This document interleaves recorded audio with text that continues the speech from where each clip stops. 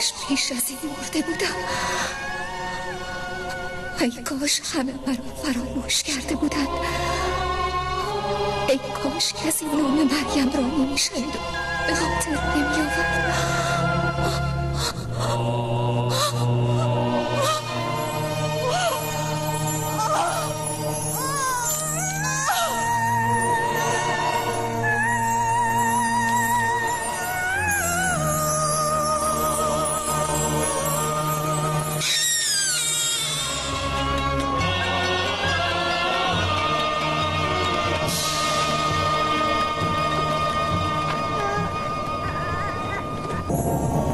مریم،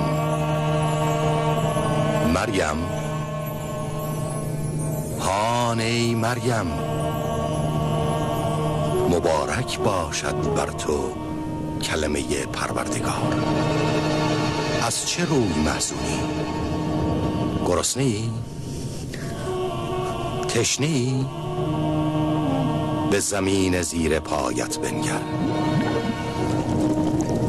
خداوند برای تو چشمه‌ای جاری کرده است.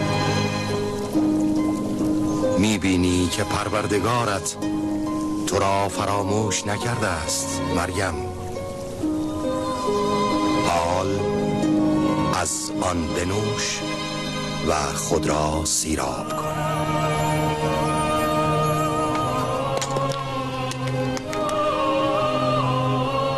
می‌بینی خداوند برای تو خرمای تازه رویانیده است.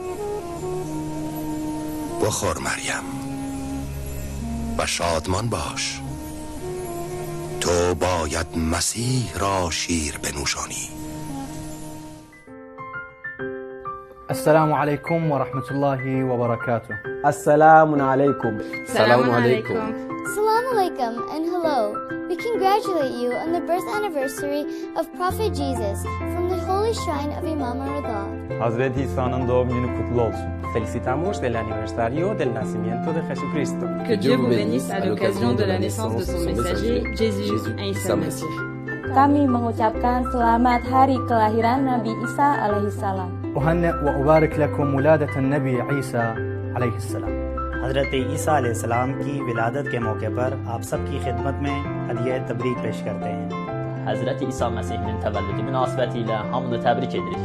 श्री ईसा मसीह के जन्म दिवस पर मेरी ओर से आप सभी को हार्दिक शुभकामनाएं. سالروز میلاد حضرت عیسی علیه السلام رو خدمت تمامی پیروان ادیان ابراهیمی تبریک و تهنیت عرض می‌کنم. হযরত ঈসা মাসিহ আলাইহিস সালামের জন্মদিনে সবাইকে শুভেচ্ছা ও অভিনন্দন.